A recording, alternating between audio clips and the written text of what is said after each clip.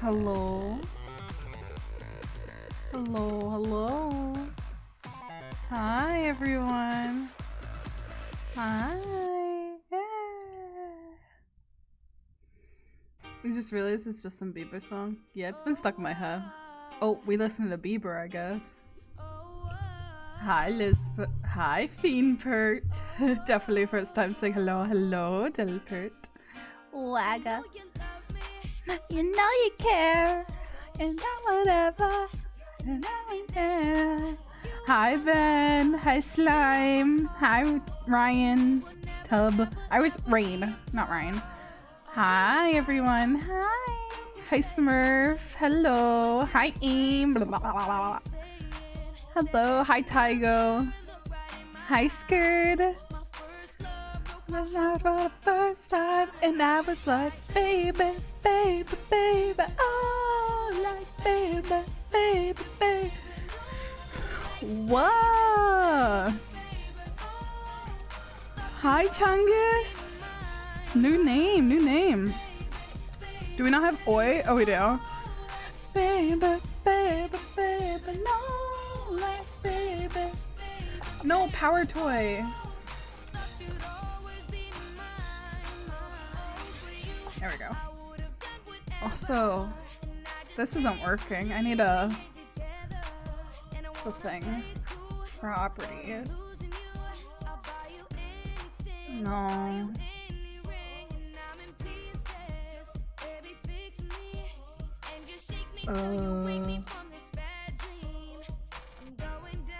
Down, down, down, down. Settings, that's what I want. Hotkeys.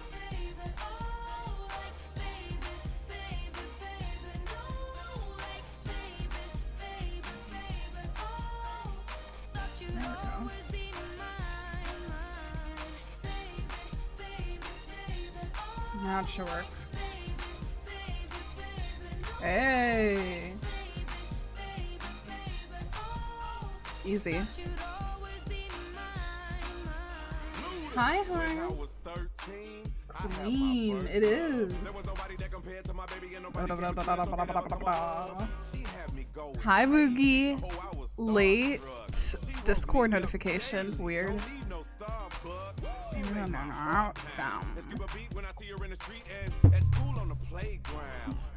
How's everyone doing on the spine? What is it, Wednesday? Wednesday. I got myself a monster. Soapy! Hello, Soapy! Baby, baby, baby, no! Faye is live. Surviving, I feel that. Somehow. Do we like this? Should we be the hamster today, or should I go back to my OG cat? Sai's awake. This is how I find out Sai's awake. Hamster.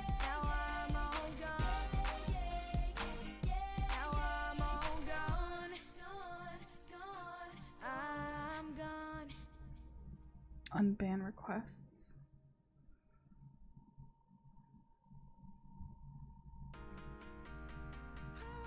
Cheating is life.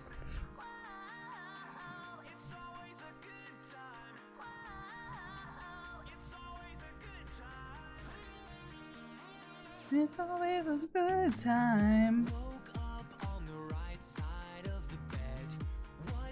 I don't follow R20. I'm fake. I just say hi to them. Sai, get the fuck out of here. It's my time to type. Just kidding.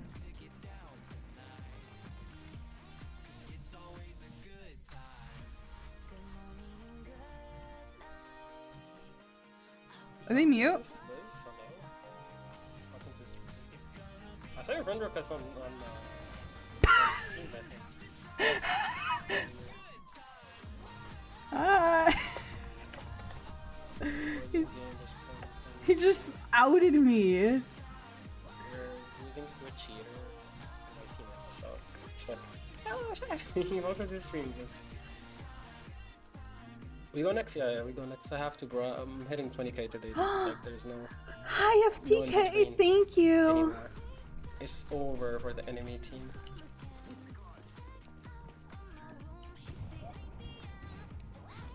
Bro, I went on a friend request, purge or whatever, not purge, the opposite of a I purge, hit him like 3 times. marathon. Right. At least that was 3 solid hits. And I Minus friend requested him 74 last night. Or some shit like that. I friend requested him on Steam before I even followed him on Twitch. Cause I know him through just chatting.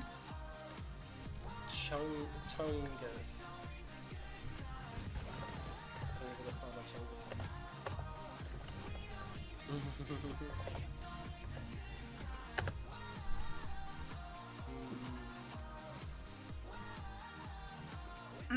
Sigh? Yes. Oh god, that's embarrassing. I'm gonna take mid. Flash mid for me. Smurf is in here. Oh. Wait, can I see who accepted my friend request? Out of the people that I friend requested? 97. I had 95, so 6, 7. 2 people accepted. What is that smoke? What? What is he smoking? Add me? Are we not friends, Calzone? Or orange is mentally FTK accepted me. I think FTK was one of them. Rise of the smoke, my brain got turned off. Hi, Stinky. This is why I'm never playing the Red Plus Factor again. Not after What this. did Only I- for genius smoke. Who else? Not even. Who's only Awu? for Oh, I genius. know who This Awu is is. Next level type shit. If you go to friend tab, you can see Playing pending. Malseer or no? Malseer is chilling. I'm losing my sanity playing this game. Wait, did he toggle? What is what is that shaky? Oh, he said I saw it, but he didn't Nah, fucking that's answer Now it. he's gonna become the best player. Also, Zoil is don't know Alright, walling give me me. the AK, bro. It's a waste in your hands. My own boss is don't know walling me.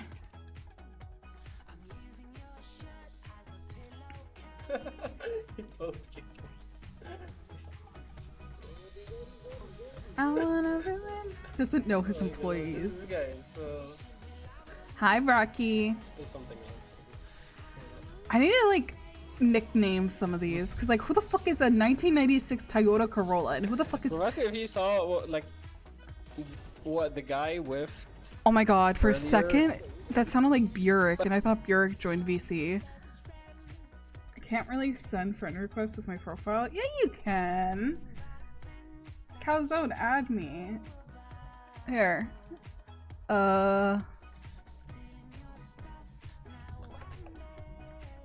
No, he can't. Yes, he can. Size thing is fine. What's wrong with it? Who is this? Like, is this someone, like, bad?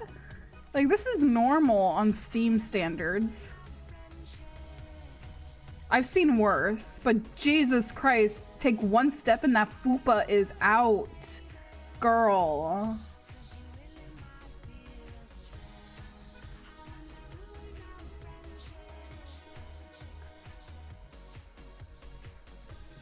Is this a 7? Mmm.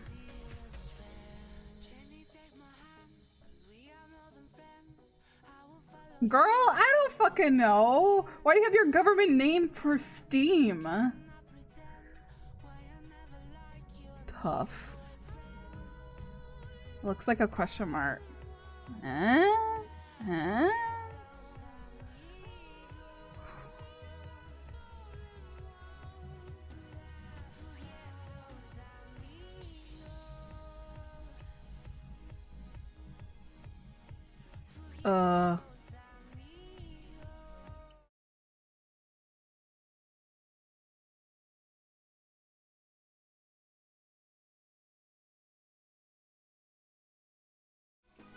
What?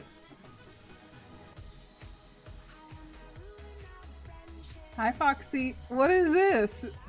Why is this hidden?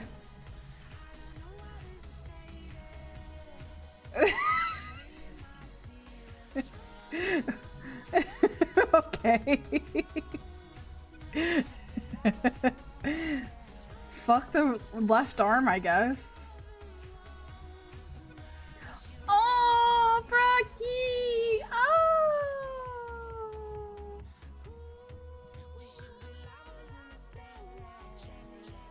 Nah, fuck off with this. Fuck off with this. Fuck off with that. This is tough, though, I'm not gonna lie. That's tough.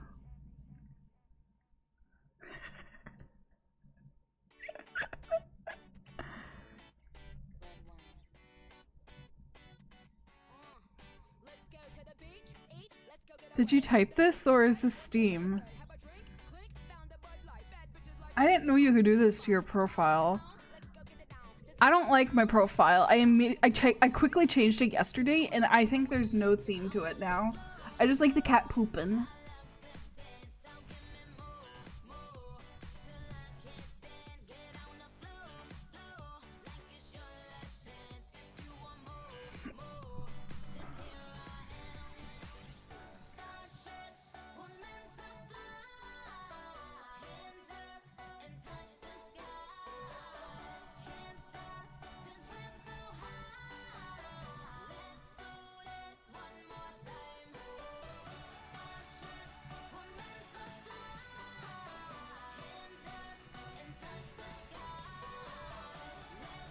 Let's do this one.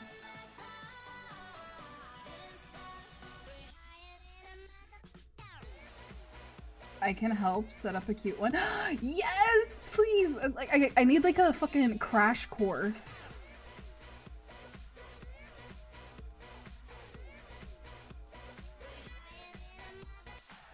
Wait, is it like perma loading? I don't know what this means. What does game profile mean?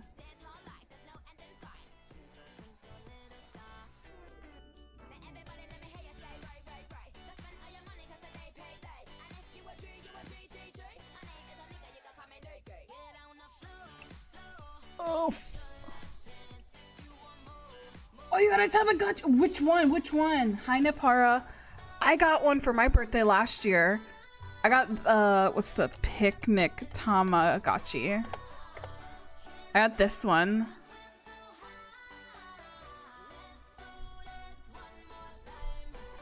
Happy birthday, Napara.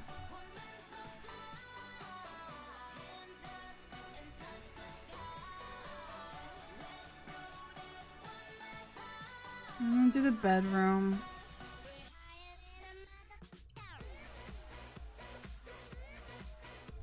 Cat's fine.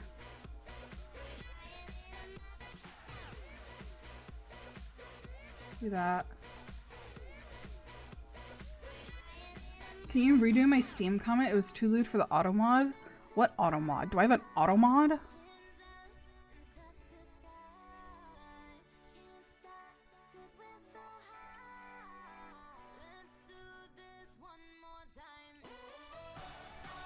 There, what does this look like? That's fine for now.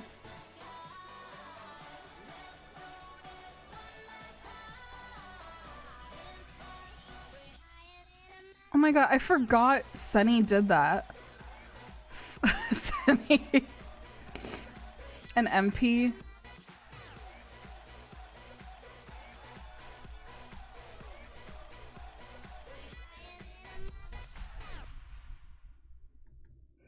Oh. Can I approve it? Accept. That's Calzone. Rest in peace, Harper. Literally, she's not dead. She's just not on Twitch, sadly. I hope she's doing okay.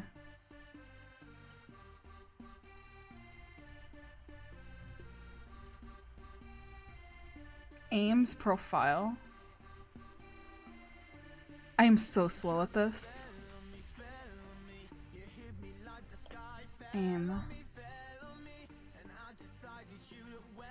What's wrong with this?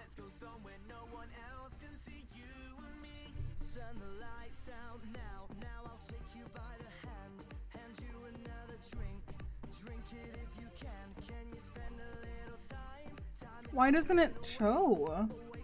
That's stupid.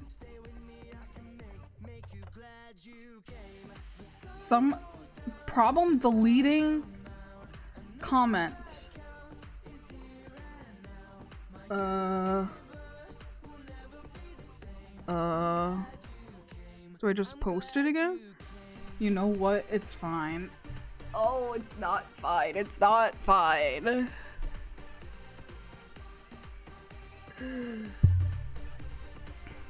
I love you ×2. There.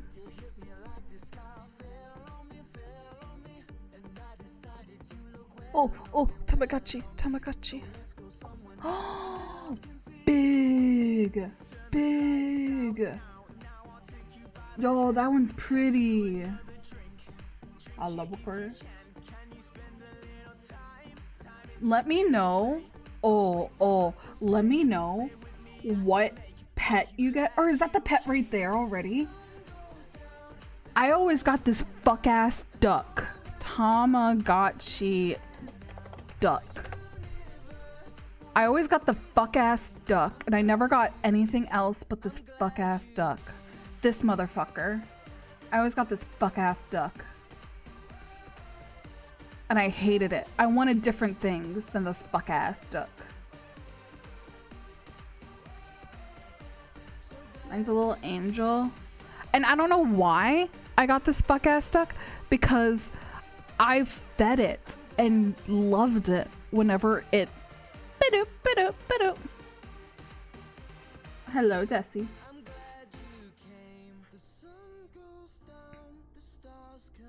I hate the duck. The duck's so ugly. I could have gotten anything cute, but I got the fucking duck. Tamagotchi picnic characters.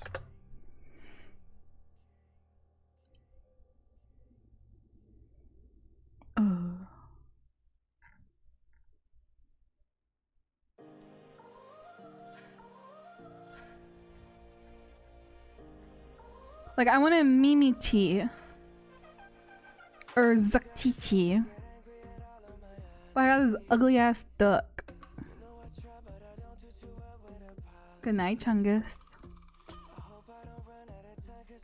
Wait, you could turn the audio off? I didn't know you could. I just had it beeping at work. Now it's in like a drawer, shunned. Because I couldn't stand it, because I kept getting the duck.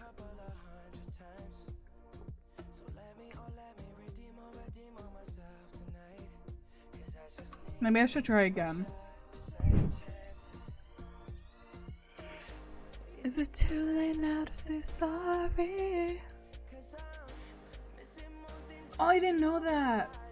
You just saved my life, Napara.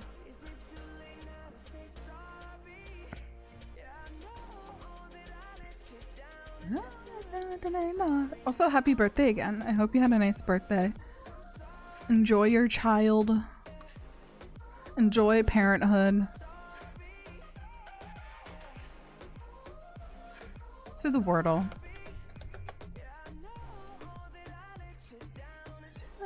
Sorry now. No, that doesn't work. Angel. Oh, big. 3 in a row FTK. That's huge.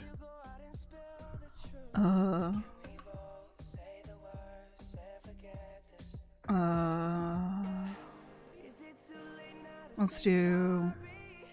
Oh, there's no A.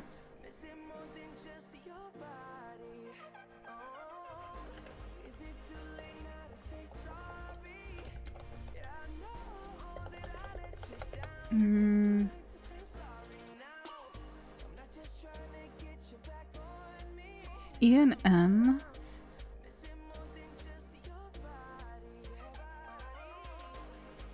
Maybe like Ferns. Okay, so it's X. Maybe it's like N-E-G. I don't think it's Pizza Detsy, but thank you so much for the suggestion. Maybe it's not N-E-G. Maybe it's X-E-G. Maybe it's like... Don't be rash now. No problem. I got the hood. Oh, that's tough. That's tough. Degen. Is Degen a word? That's not a word.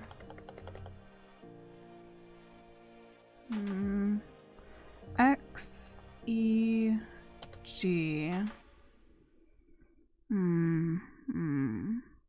Begin.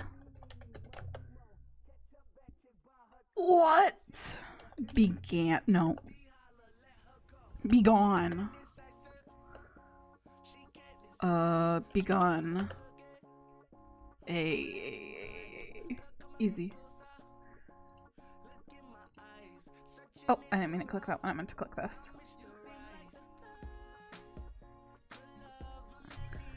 Alright, let's do... Which one should we do today? I only want to do 3 dailies today. Only 3. So you guys pick which ones you want to see. Time, time, time, time, time. La, la, la, la, la, la.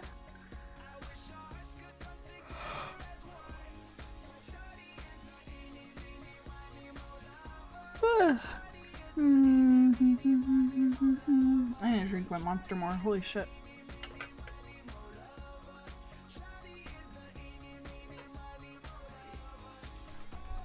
Soon music one. Where's Musica? So good old Bandle.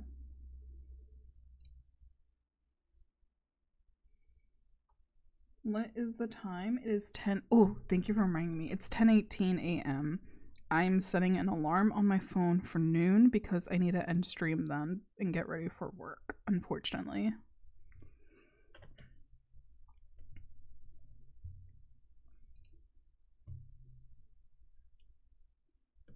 Well, on the bright side, work's gonna be super easy today, and there's gonna be basically nothing to do. So once I get everything done, I'm just gonna be yapping offline chat or maybe join VC or I don't know. Did you get fired? Oh, Desi, did you get fired? Sorry. Sorry, jump scare. 2000 song.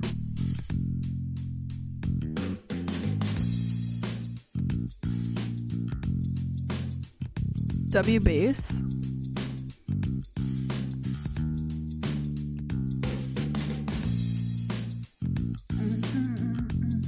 Wait, that sounds familiar right there. Hold on, back up.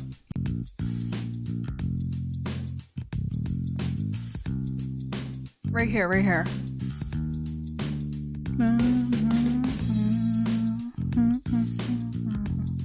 Isn't this like a Guitar Hero song?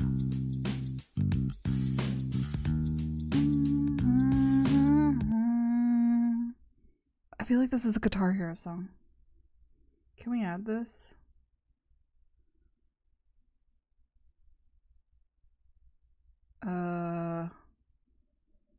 Do we have what? We already have what? Is it time to retire this what and add a different what? Also, I'm skipping. But oh wait, what's the around the, or like, is it Paramore? Beating like a mighty way. Feeling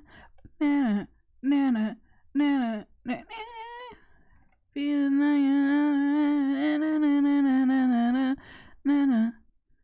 what's that song? Spiderweb. I feel like you're mine. I feel like you're mine.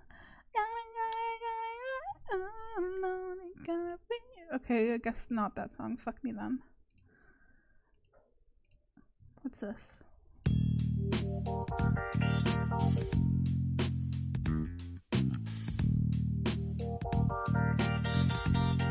Alright, I don't know what the fuck.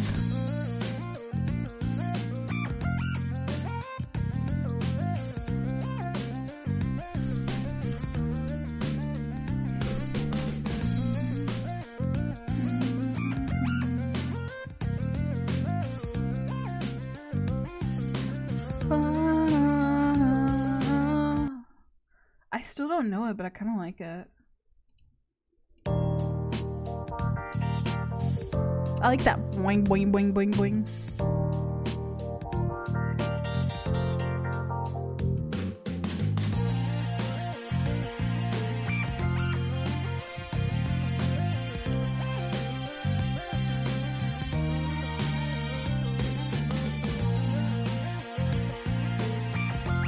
It sounds so familiar.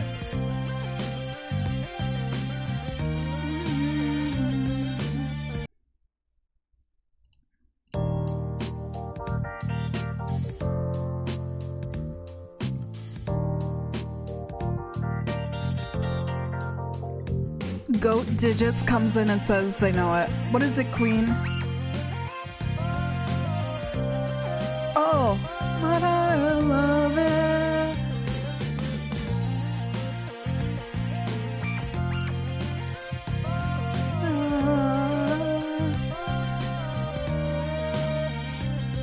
Yes.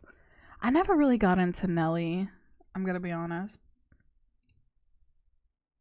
Oh yeah, I always forget that's your fucking profile picture and I get jump scared every time. Alright, that's 1 out of 3. We got 2 more to do.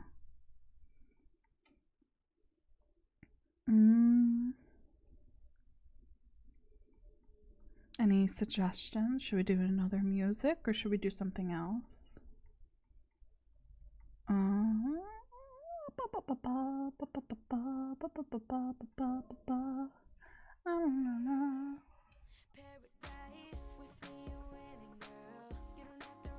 What is this category? Math, movie, geography, contexto.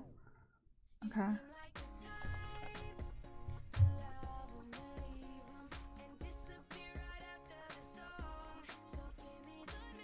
All right, let's start with music. Nope. Girl. Oh, boy. Adult. Kid. Huh? Child. Kindergarten. Baby.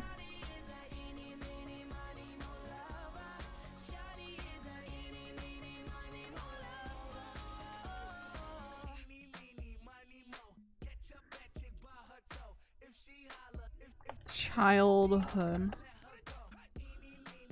Toys.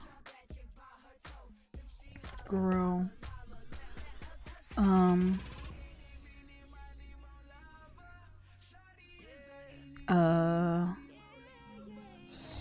I got school.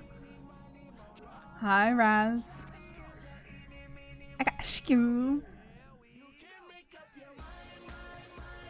Does it like have to do with the movie? No.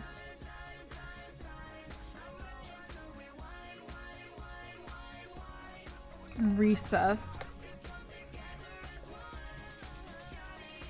Chalk. Play.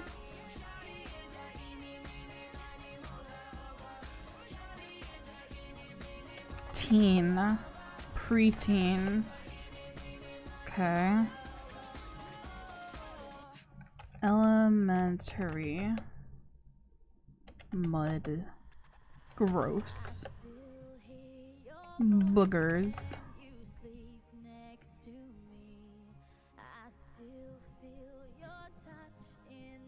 A bow. Pink. Blue. White. Brown. Purple. friend. Girl, kid, friend, bestie. Friends. Birthday. Party. Crush?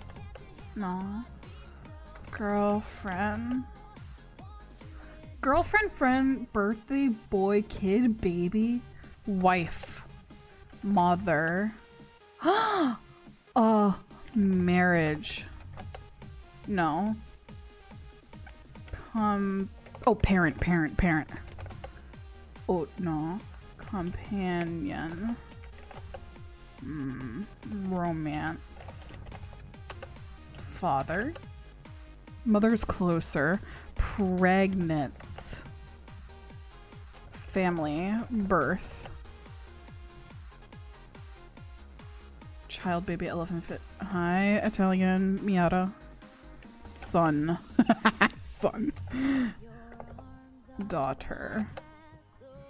Daughter, okay, so it's like a girl over a guy. Son. Mother's so close. Mom? No, okay. Grandma. Grandma! Grandma! Aww. W. Good one, guys. That was good. That was good. Alright, what should our last one be? Last one.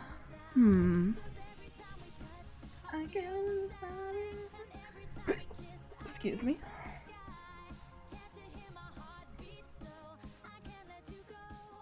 Want you in my life.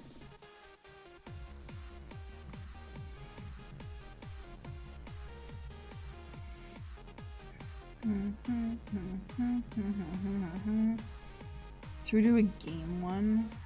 Is this the game category? Can you send the link? Yeah.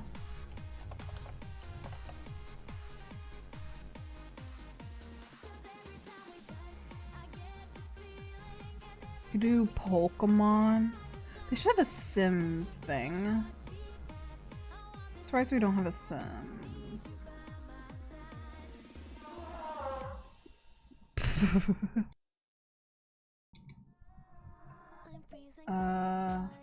Let's do this. Guess the video game character by their artwork, or guess the video game by its cover. It's like, guess the game. Oh, let's do this, let's do this. Alright.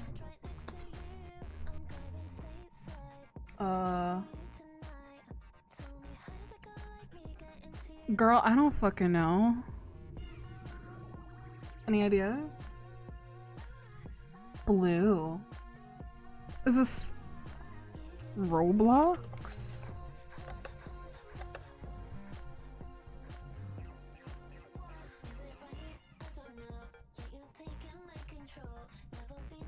Wait, is this the same game?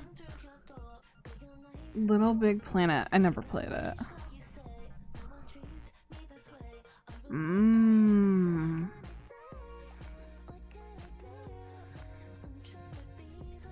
Alright, guess the audio.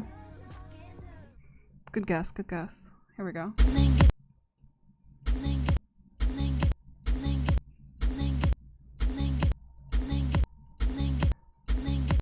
I don't know. Alright, let's do the next. Hi, Crunchy.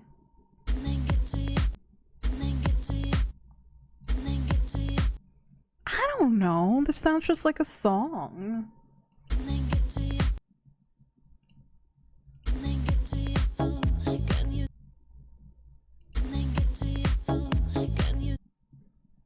Oh wait, this has nothing to do with the game. I thought this was game stuff. Oh, I'm fucking dumb. Okay, let's do the game duel stuff. So let's do the artwork.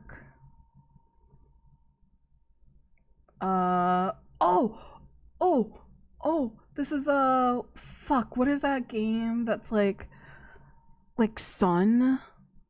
Sun?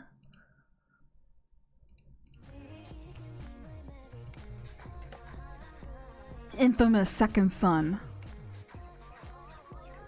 No.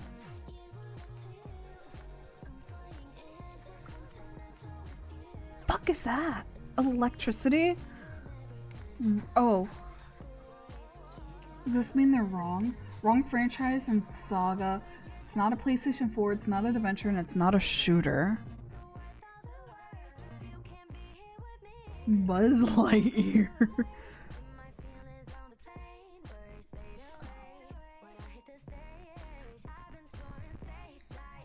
Star Wars?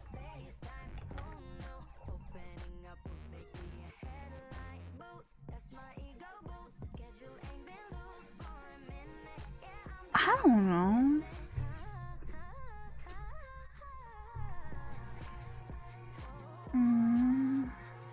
It looks familiar though.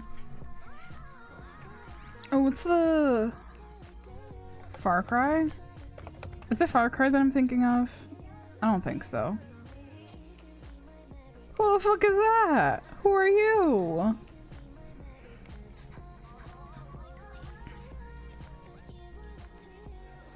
Skip.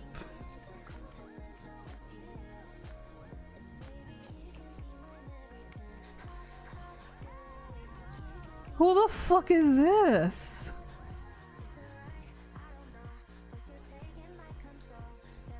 What is this?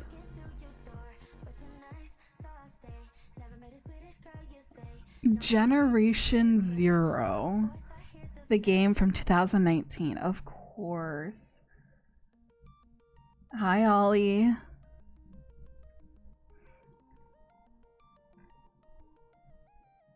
Some bullshit. 20 people have played and probably sponsored shares. Alright, let's do the cover art. Oh, this looks familiar. Isn't this like Elden Ring or some shit? I literally see this. You know it.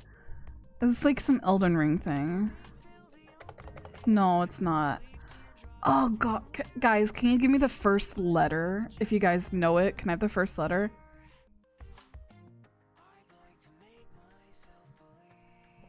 L N L K? Is this League of Legends?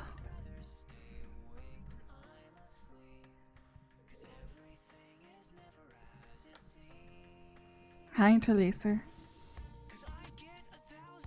This looks so familiar. Like, I've seen this poster.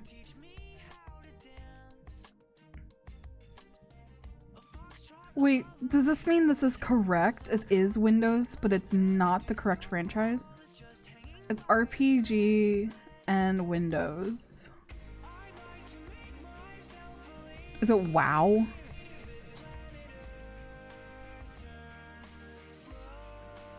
Dark Souls.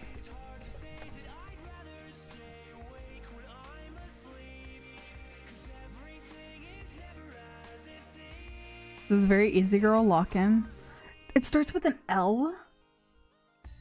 Is that an L or an I? That's an L. You guys wouldn't capitalize an I. L. Last of Us? No. What are the first two letters, guys? It's not Elden Ring. Elden Ring didn't pop up. Oh. It was Elden Ring! That was my first guess, but it didn't populate, so I thought I was wrong. I knew it was that, but it didn't populate, so I thought I was wrong. No, that wasn't my fault. I'm not rage baiting. Oh my god, that's why I knew it. Last game Penn played before he went to buy milk. True. I miss him. I hope he's okay. Alright, let's do character. Wow. These are weird zoom-ins. What's my Discord saying? Hold on.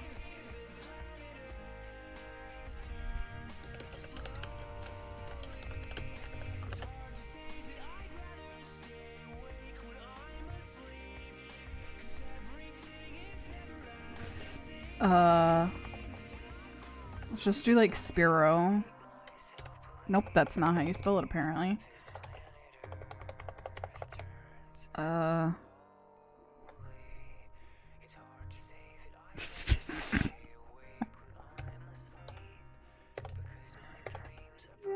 do you spell it?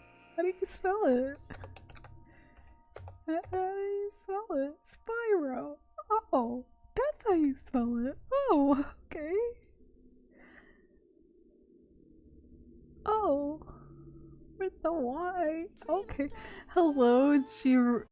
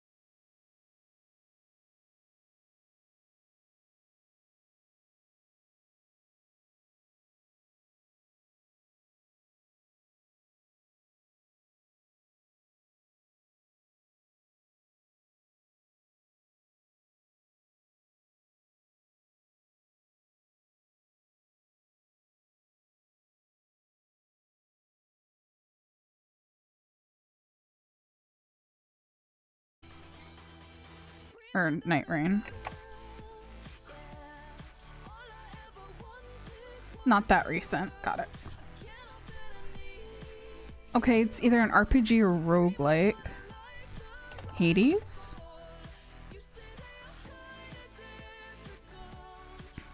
Okay, so it's 2014 to 2020.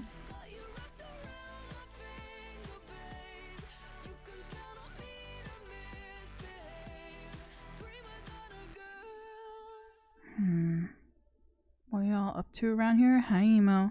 Far Cry 4. Let's try it. I forgot I was streaming for a second. We are doing this. 2014 as well. Remember, it's just single player. 2014 to 2020. So it's like a college game. What came out in college?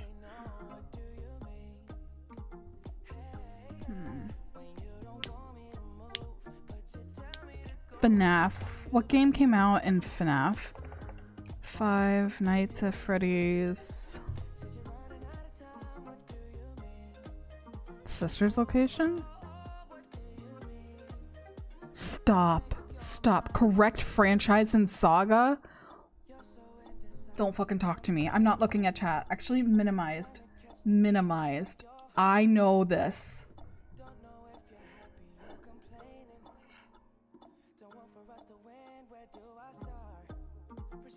Okay. 2016? What else came out? Sister's Location. Oh, FNAF World. Ah, that's my fucking game. That's my fucking franchise. Streamer can't see. This is amazing that it was a FNAF game. Oh my god. Why did I get at and Zoils? I need Liz sub. Wait.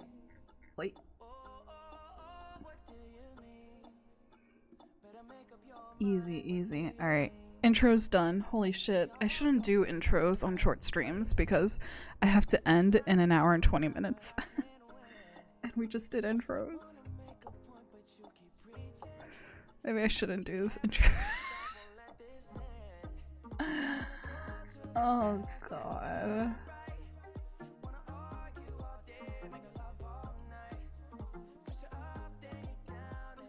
So here, look at my YouTube. Hi Cherry, I hear you. I have started saving videos on Watch Later for stream that I thought were interesting. Why is your YouTuber piss? It's not piss. If your piss is this color, go see help. This is beige.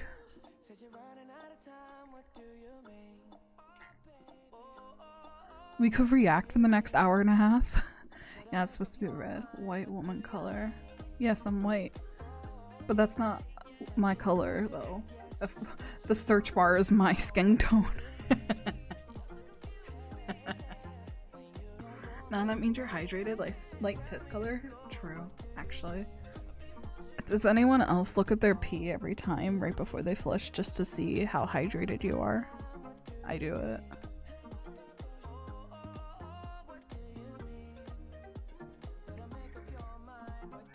Or men would have to look. I mean, women too, because you have to turn around to flush. Yes, Terry?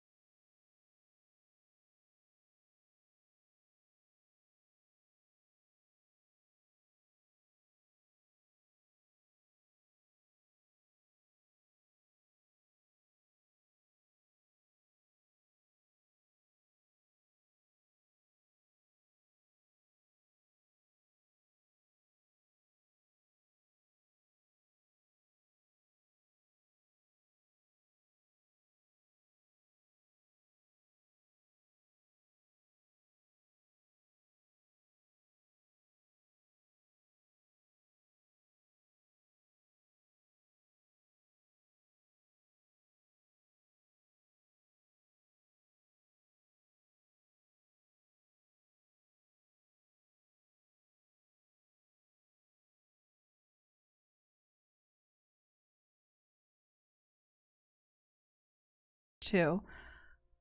But like, I want my main account, like, does anyone here understand like Nintendo's account issues? Like, my main account is on Switch 1 and I don't want to log into his Switch 2 and somehow make that my main account. I want my main account to continue to be on Switch 1. Works on either? No, I thought Tamagotchi Life is only on Switch 2 and that's why a lot of people were pissed.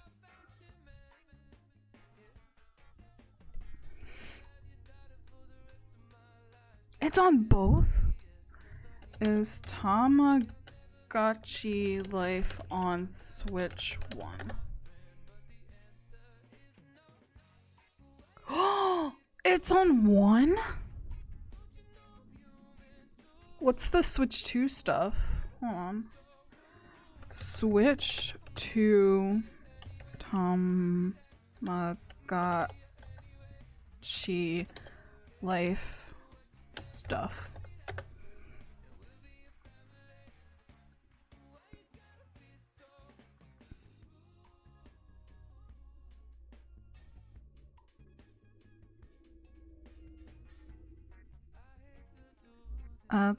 Switch 2 versus Switch 1 Tamagotchi Life.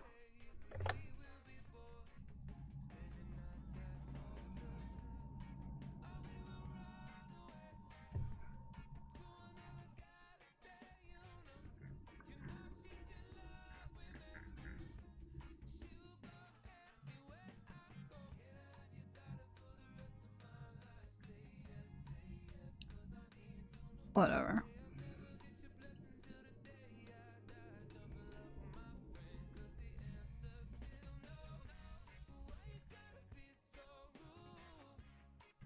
I don't care that much. But that's amazing. I wanna marry her anyway. Alright, do we do balloons, EO truck. I don't want to set up my wheel. Aim! Thank you so much for gifting a sub to Kiru. What the hell? Thank you. I'm you were gifted a tier 1 subscription to Karusaki. Thank you so much. We'll just do a mixture of these two. That's so sweet. Thank you. Bogo's been dead. Bogo's been dead.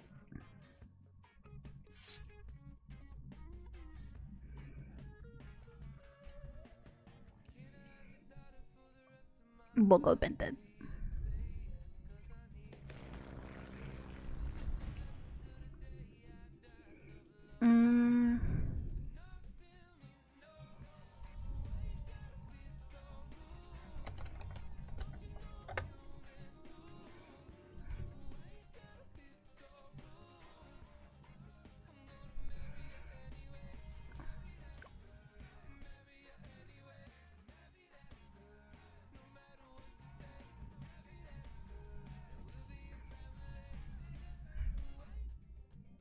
Alright, let's do...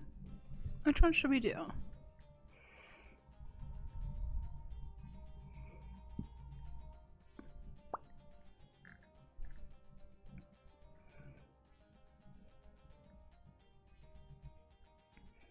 Five-Minute Crafts has a cybercrime problem.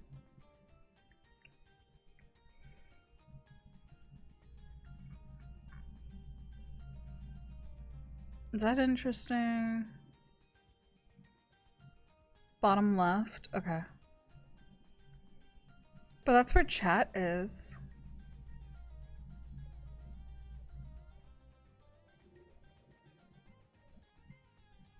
Is it like here?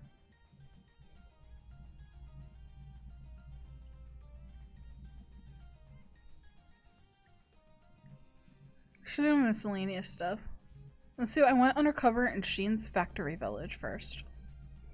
Fuck it. This is a video about Shein supply chain that has never been shown on YouTube. Let me crop properly. Bogo Bented.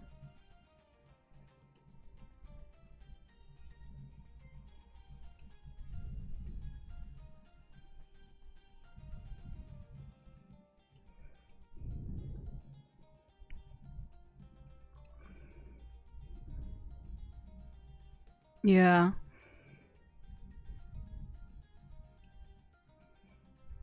I'll put it like here.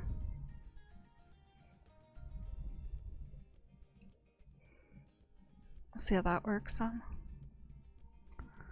Oh.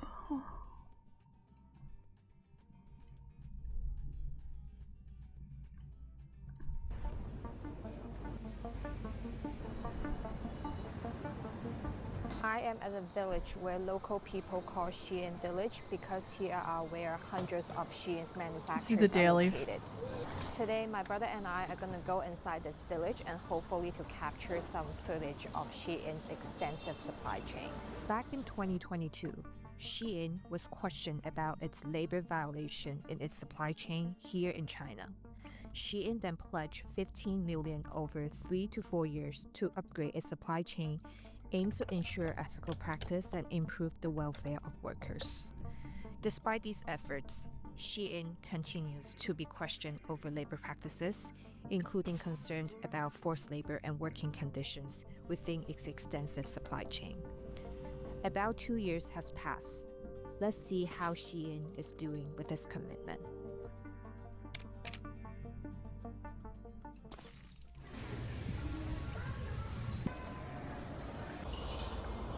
This village is called Nancun, located in Panyu District, Guangzhou, a city in southern China and home to Shein's headquarters.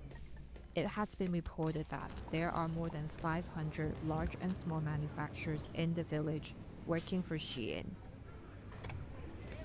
I do not work for Tip to Shein, tip, and no I'm not a way. journalist. I'm just a YouTuber who happen to live around this area, and I'm curious to see if labor violations still exist, and if so, why it's still a problem that has not been solved.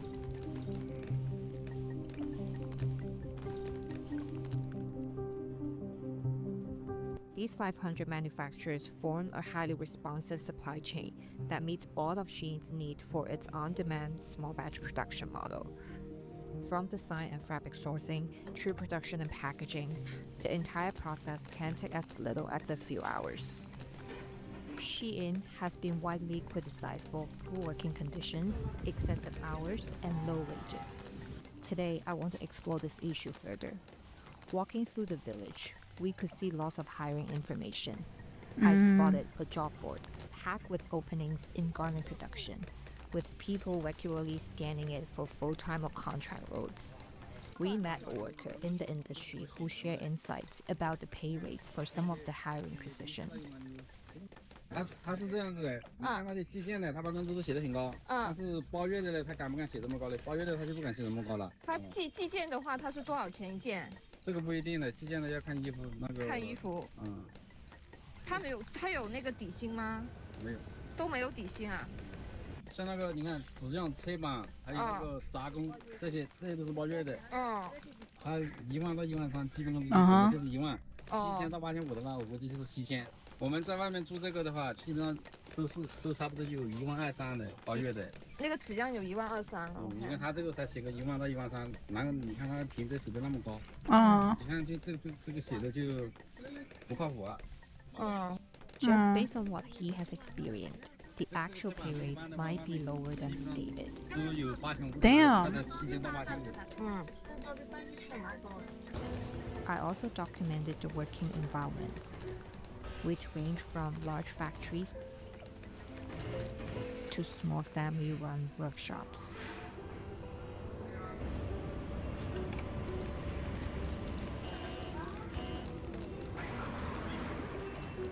To be honest, these conditions may not seem pleasant, but they represent the industry standard for garment manufacturing in China. Bro, all of this for Shein's clothing to be so fucking bad and like paper thin, like it's just, bro, it's so sad. To better understand suppliers and worker compensation structures, I interviewed a factory owner in Dongguan, China, a personal connection who had previously been approached by Shein. 哇，一年見一次咪問我。所以你们也没有做实验，没有做，他们也没有找。没有。有朋友介绍，但是我没做。但是那个叫做西音的话，它快版，它单量大，还要那个其实利润很少，因为我只有3到5块的利润。如果是我自己做的，像我们这种做3到5块就亏死了。我该人，就它的价格就是在不到5块钱利润，就是它这个是就是给我的就是他给工人名单价字是对，它给工人单 Liz。价基本上是后整，就是比如说给工人多少钱就多少钱，就基本上没有太多余的那种，所以没什么利润空间。了解。我没有。 If it's my impression See, I that know Chinese. Shein pushes for the lowest possible prices during negotiation to maintain its competitive edge. Because competition in the Chinese market is harsh, suppliers have 我 little 没有 choice I but love to do 我 what 没 Shein 有 requested to stay in business. My Chinese name, I took Chinese Mandarin for a year in high school, and my Chinese name is looking for a job and see if I can talk to Jing. anyone who actually work in the Jing. to get some first-hand information of how they feel about working in Shein's supply chain. But just My to name is know Pussy that, Burger. like any other industry, wages in the garment manufacturing Mao. industry are based on different rules and skills required to perform the task. 你是不是剪线？那个做计件是多少钱？4毛钱一件。你好，我想问一下，这边工作真的是有1万多，工资这么高吗？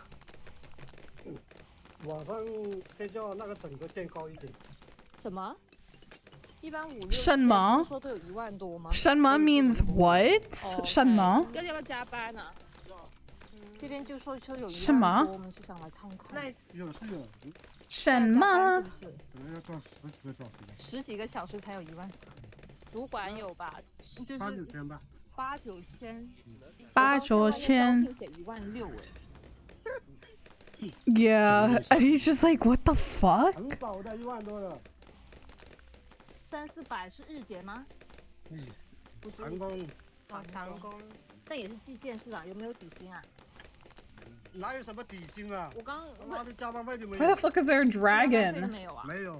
What is 不 that? 计件吗？是计件啊，没加班费啊。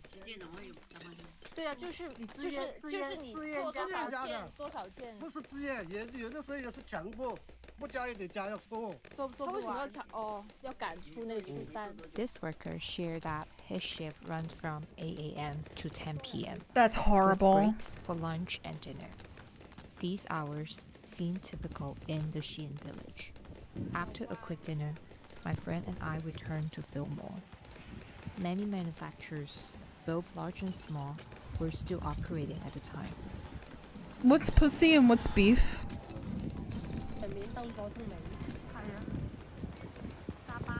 In Chinese. As I film this video, I feel very conflicted. Based on Shein's website, workers in the supply chain, on average, earn more than the average wage in private sector.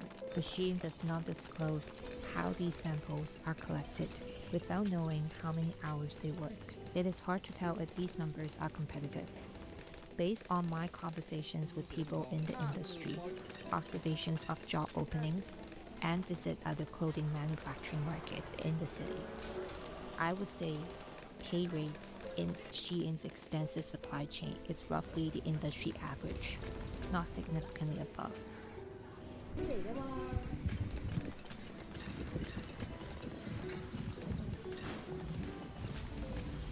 Easy. In order to Oh, it's earn just the above daily. average income, you would need to take extra shifts. Does anybody and want to do the sometimes under co-op? high pressure conditions I have seen Shein's worker describe on Chinese social media.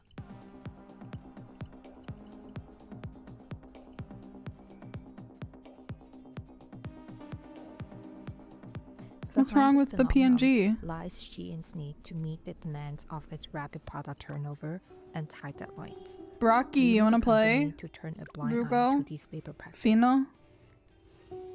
China's massive population provides a continuous supply of low-cost labor for labor-intensive industry, something Shein has capitalized on. Of course, we hope that every factory worker can work in better conditions, receive fair wages, and have reasonable working hours. However, in the fierce competition of the market, they may not have better alternatives. The consumer demand for low-cost fast fashion, Shein's need for an agile supply chain, and local government's pursuit of economic growth together create the environment in which this phenomenon persists. I feel conflicted. I see the shadow of exploitation. But this might not just be a Shein issue. This might also be the hidden shadow behind the success of China's manufacturing boom. Alright, this video didn't hit that much, I'm gonna be honest.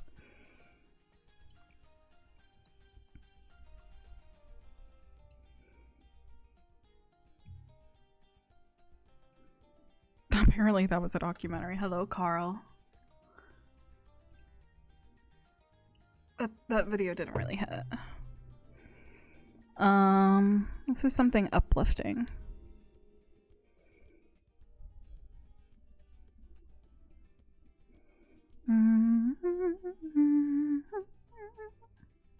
The rarest Nintendo console variations.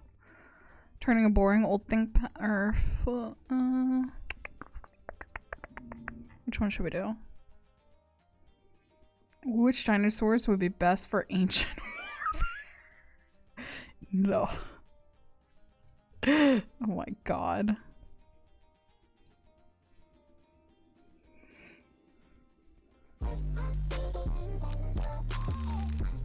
Huh.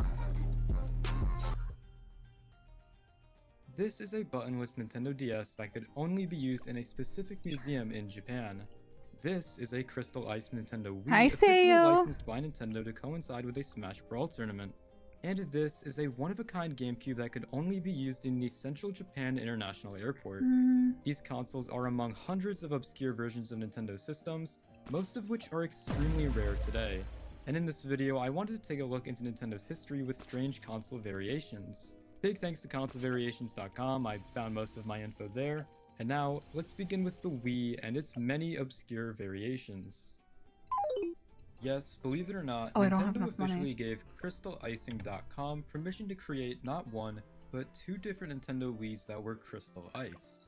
The first of these Crystal Ice Wiis was this Twilight Princess branded one, which Crystal Icing created for Nintendo sometime in 2007. The thing is a pretty neat design, with one side having the Triforce on it, and the other side having Link as he appears in the Twilight Princess box art. So ugly. Of crystals. Overall, it's pretty visually appealing. It made some headlines in a few digital magazines and whatnot, but overall, this Crystal Ice Zelda Wii was quite unknown. Oh, it was the second Crystal Ice Wii that would really get some traction online due to the means in which you were able to obtain it. So, in 2008, Nintendo of America hosted a very special event, the Super Smash Bros. Brawl American Circuit. This was a tournament circuit hosted shortly before the launch of Super Smash Bros. Brawl. 4 qualifiers were held across the United States between February to March of 2008, with the grand finals being held in New York on March 8th. Alongside a handful of other Nintendo memorabilia and even a 42-inch TV, which was big back in 2008, I don't know what's happening. The winner of the grand finals would be awarded a specially crafted Crystal Ice Wii featuring a Smash Brawl inspired design. On the left side of the Wii there is a Mario design with a white background, and on the right side is a Bowser design with a blue background.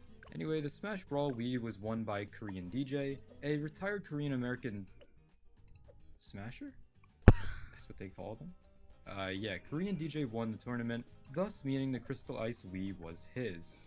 It's so bad. What happened to this Wii after he won the tournament was quite strange. See, first it was just assumed that he had the Wii in his possession, but at some point down the road, the Wii was sold to a rare video game collectible selling website called Combo Point.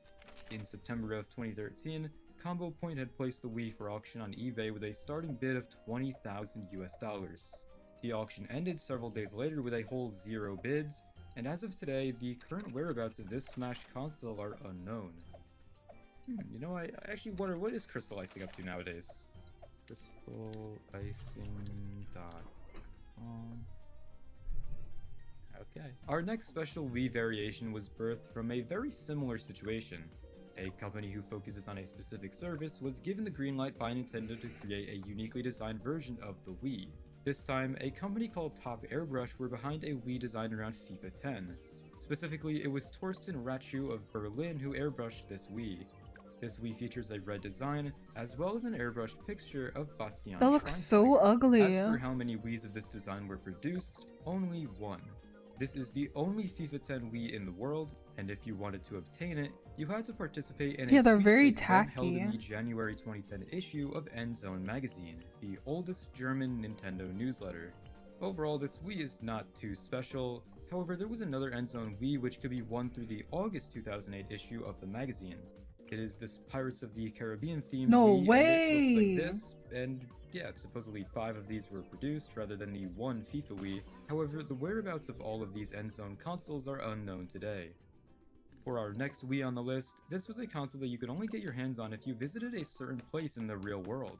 Basically, back in the mid to late 2000s, many hotels were including Wiis as complimentary amenities that you could access in your room or even in the hotel gym.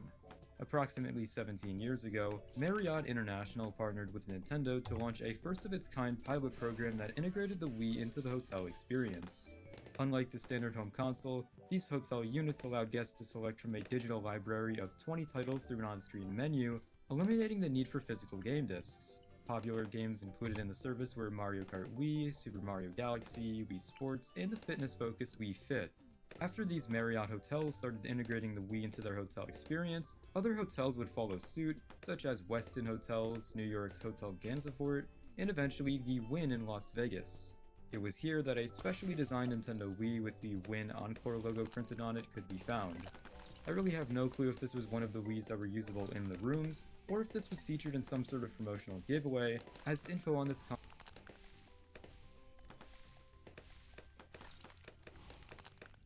Y'all ain't never see a motherfucker order the Yamin off the X Beezy, order the motherfucker off the X Jiggler fuckler monoculus he's on a jiggler. I remember you could do that on the hotel on the Wii. ConsoleVariations.com claims that it was a casino sweepstakes prize. However, a guy who has the console listed on eBay for a calm $4,000 says that it was simply a rare promo console. This hotel did at one point offer Wiis in their hotel rooms, however this Wii being a sweepstakes prize also sounds like a good theory. That being said, there's not all too much going on with this console. It has a cool story behind it, and if you did want to pick it up for yourself, here you go. This next Wii was also only able to be obtained by going to a real-world location, this time at the Keisei Skyliner. The Keisei Skyliner is a high-speed airport train in Japan that runs between Narita International Airport and central Tokyo, mainly stopping at Ueno and Nippori. It's known for being one of the fastest and most convenient ways to get into the city, with a direct ride that takes around 40 minutes and includes reserved seating and space for luggage. For a lot of travelers, it's basically the first real experience of Tokyo after landing, as it's clean, efficient, and super streamlined. But what if I told you that the Keisei Skyliner could not only be efficient for traveling, but also efficient for winning a game console?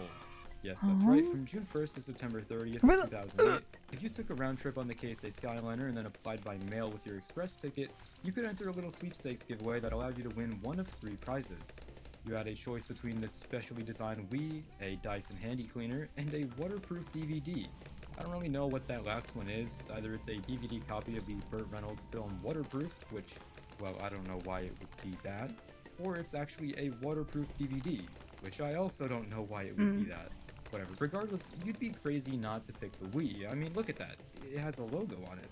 Yeah. Around 50 to 100 of these Keisei Skyliner Wiis were produced back in 2008, and just like most of the consoles on this list today, any owners of the console are currently unknown. While I was trying to research this console, I stumbled across some live stream where this dude is playing like the weirdest Mario Kart Wii mod ever. It's like a Keisei Skyliner mod pack, I think. I genuinely have no idea what kind of alternate reality. I was so fucking good at Mario Kart Wii. I kicked online people's asses. I mean, there's so much. While we're still on the topic of Wiis that you had to seek out in the real world, we have this I hope you're well, PAX Sayo. 2008 Wii.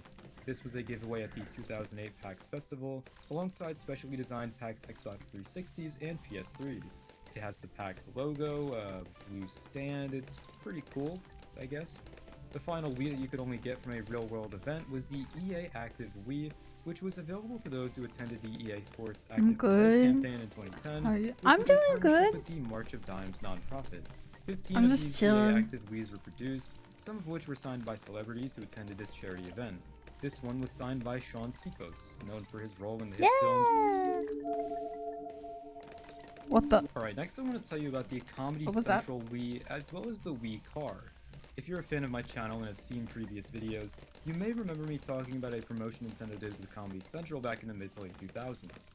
Basically, Comedy Central ran a recurring Thanksgiving promotion called the Thanksgiveaway Weekend from 2006 through 2010, built around giving away Nintendo Wii-themed prizes. Viewers had to watch throughout the holiday weekend, write down hourly on-screen code words, and then submit them for a chance to win, making it kind of like a TV scavenger hunt of sorts. The most notable prize was 2006's custom Toyota Scion XB with a huge Wii logo plastered on it, as well as 2007's Scion XD. Alongside these Wii cars, which are absolutely absurd, a handful of other prizes were given away. One of these prizes being a Nintendo Wii with the Comedy Central logo printed next to the disc drive. Exactly 48 of these Comedy Central Wiis were produced during the years this promotion ran, and surprisingly, one of these 48 owners is actually known. A user on consolevariations.com actually submitted an image of this Wii around a year ago, which is pretty neat. The design isn't really all that crazy, but the sort of rare promotion that it came from is what makes this Wii cool to me. Another similar Wii with a not so standout design, but a neat little story behind it is the ATI Wii, or the We Did It Wii, because on this console, it has the words We Did It engraved into the back. The reason this console was made is because ATI wanted to reward the team at their company which worked on the Wii's graphics cards. An exact number for how many of these Wiis were made is unknown, however it's assumed to be at least like 2. I guess however many people were on the team that made the graphics card would equate to how many of these Wiis were thank made, God my but nobody really banana knows for farm sure. has camo Some detection. Other interesting rare Wiis were the Art of Wii consoles, which were designed by real artists for the Art of Wii design contest held in Canada in 2007. There were 6 of these consoles made, each with their own unique design. There was also the Glee Wii, which was a Wii designed by the cast of Glee. And finally, to round out this Wii segment of the video, how could it be a rare Nintendo consoles video without talking about the Queen of England's Golden Wii? No way. With an asterisk. So in 2009, the game publisher THQ commissioned a unique 24-karat gold-plated Nintendo Wii, along with a copy of their shovelware minigame collection, Big Family Games, with the intention of gifting it to Queen Elizabeth II and her family. According to THQ, the idea was that the royal family deserved a special console rather than a standard white Wii, in order to promote the game and grab media attention. However, and perhaps unsurprisingly, the Golden Wii never ended up in royal hands. For security and protocol reasons, the gift was refused by Buckingham Palace and returned to THQ. Over the years, after THQ went bankrupt, the Golden Wii passed into private hands and eventually became a collector's item. It would later resurface on auction sites for a time with an asking price as high as 300,000 USD. And that just about does it for the Wii's many rare variations. Let us move on to the rare Nintendo DS's. DS's. Did you know that Cheetos made a special Nintendo DS back in... Well, actually, I don't really know the year. Nobody does.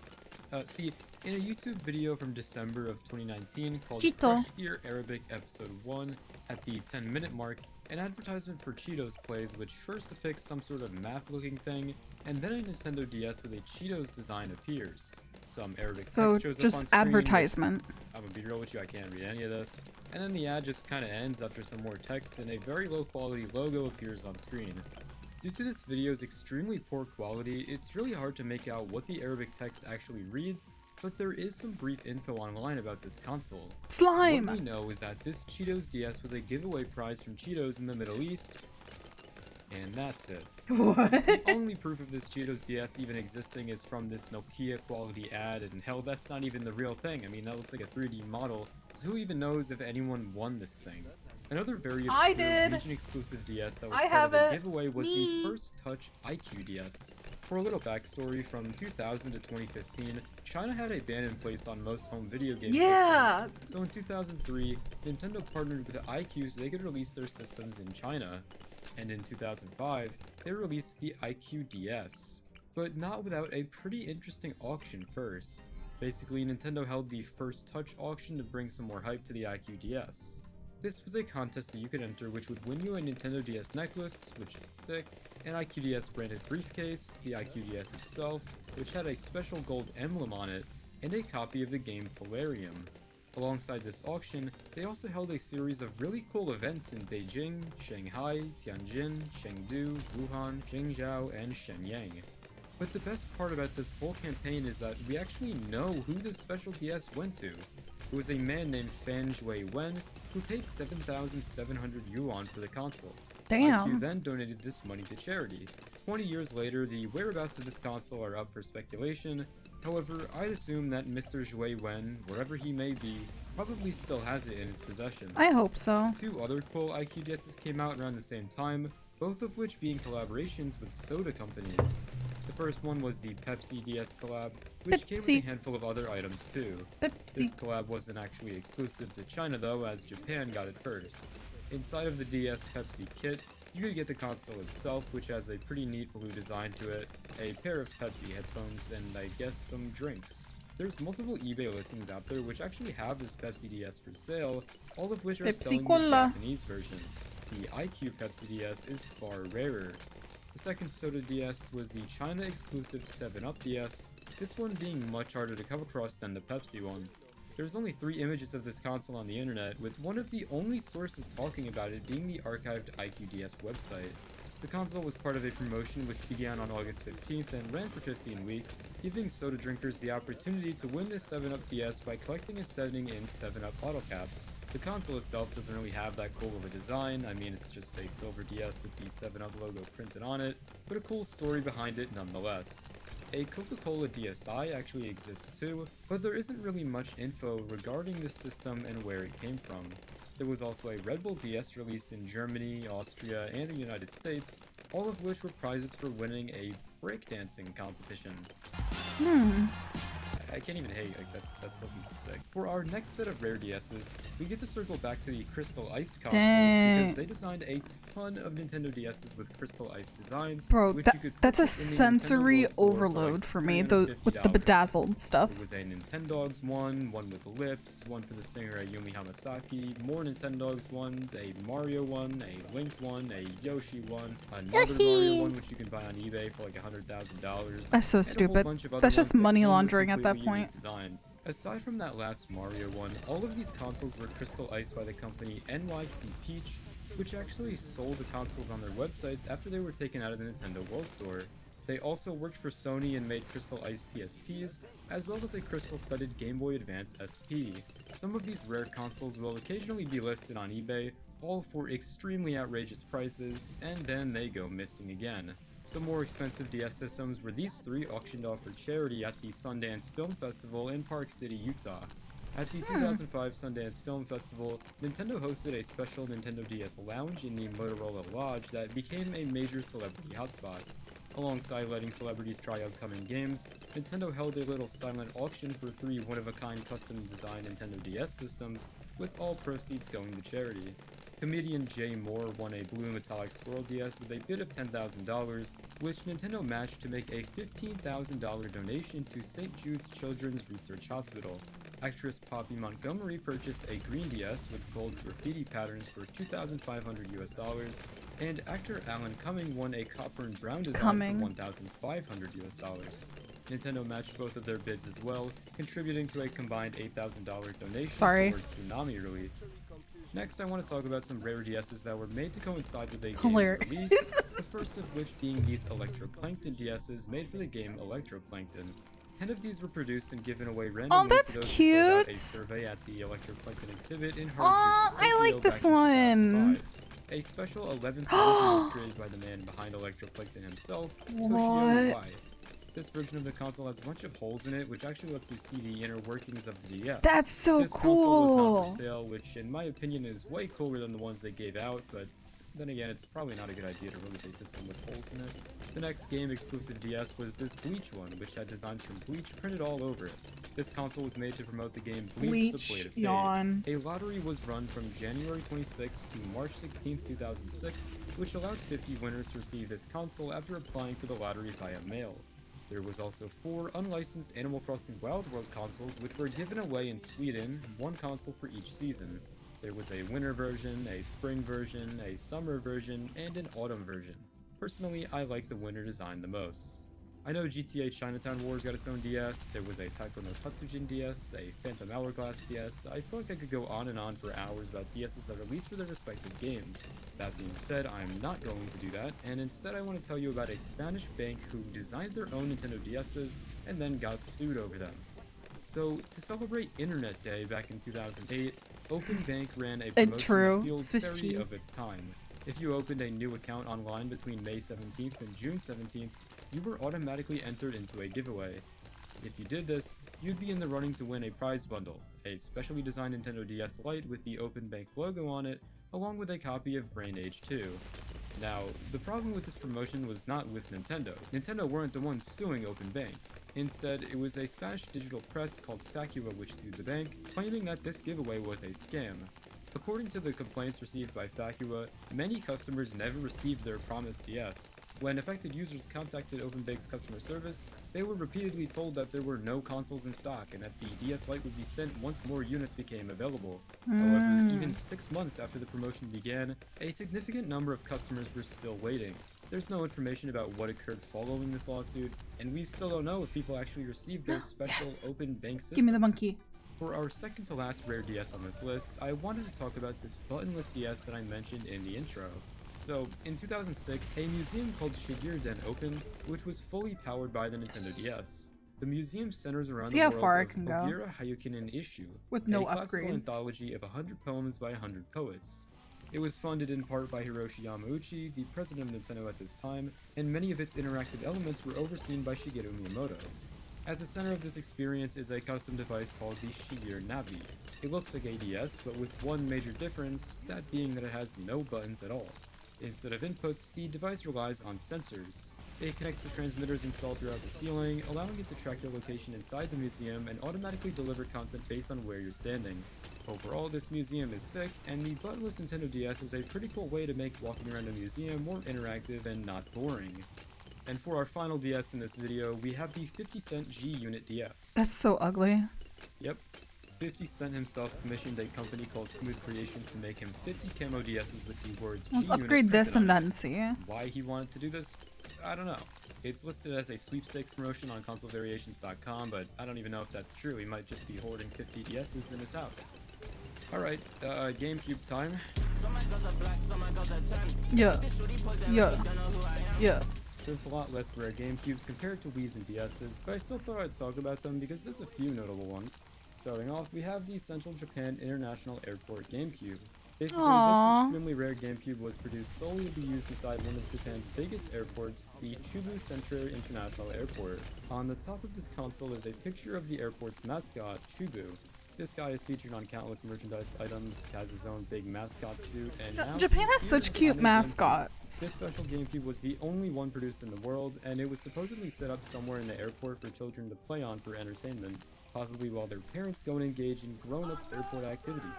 As far as I'm aware, the only mention of this console on the internet is from this console variations page, and currently this console's whereabouts are unknown. Anyway, our next set of rare GameCubes are these 5 GameCubes that were made by MTV. Basically, MTV would regularly give away prizes to listeners during their daily broadcasts, and back in 2003, a handful of specially designed GameCubes were given away at random. All of these MTV consoles were jet black at first, and were airbrushed by Stefan Leckis, a man from Hamburg, Germany. He received an order from MTV to create 25 airbrushed GameCubes, all of the designs having 4 units each, aside from this first one which he was asked to create 9 of. The people at MTV really liked the camo design, so that's why they asked for more of them. The next design was this white and blue one, given the name Snow White. Next we have this Tom Ford Gucci inspired one, which has a brown and yellow design. There was this colorful striped one inspired that one's by the cute. English designer Paul Smith. And lastly was the Canadian maple wood one, which in my opinion is the best looking one.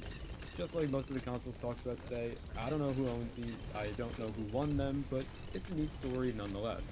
For our second to last rare GameCube, we have this officially licensed Donkey Konga promotional console, which was winnable through a competition at Games Convention 2004, which took place in Leipzig, Germany. And lastly, our final 2 rare GameCubes are these 2 systems both given away through German gaming magazines. There was a Kao the Kangaroo console given away in the March 2003 issue of the Cube, Das Nintendo GameCube magazine, and an Incredibles console given away in the... Oh my god. I'm just realizing now that every single GameCube on this list was either created in or given away in Germany aside from that airport one. I really did try to find more, and I mean there was this one from Turkey which had a soccer team's logo on it, but there wasn't any photo provided, so like, I don't know. Anyways, let me know what console was your favorite in the comments. If what was that name? Or what was that sound? I don't know. Anyways, let me know what console was your favorite. Is that AOL or is that joining PictoChat? In the comments. If y'all want a part 2 with different consoles, let me know. But yeah, that's all I got for today. Thank you all for watching. I'll see you all soon. Shout out to my channel members. Goodbye. Goodbye. Okay.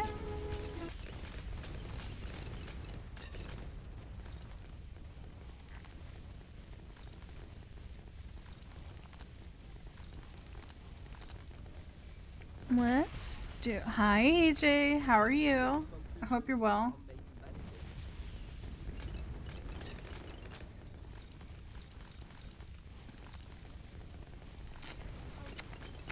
Let's do this quick one. I'm doing good.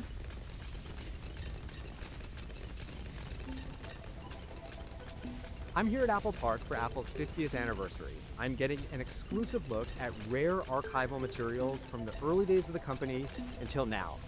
We have a lot of cool stuff here today. We have documents from the early days, prototypes, archival materials. Did you know all of this stuff existed? I did not. I'm guilty of that. We don't have a place where we display all of this. And so a lot of this I've seen for the first time in preparing for the 50th anniversary. Here we have the patent for the Apple II. I believe this is the first patent the company ever filed. And now, of course, we've filed 140, 150,000 over the 50 years. But it's the start. So this is the original iPod. Yeah, it came out in 2001, and I joined in early buttons. 98. Did you understand what this device was going to mean for the company? I understood that I loved it because all of a sudden you could have 1,000 songs in your pocket. And I thought that was really big at the time because I remember then being in the car and I thought it was really cool to have a CD changer that had 5 CDs in it because otherwise you'd listen to the same music all the time. But to have 1,000 songs, this was revolutionary at the time. Do you remember the first song that you listened to on the iPod? Oh, I think it was a Beatles song. Yeah. Yeah, it was probably Hey Jude. Hey Jude. Yeah. What was harder?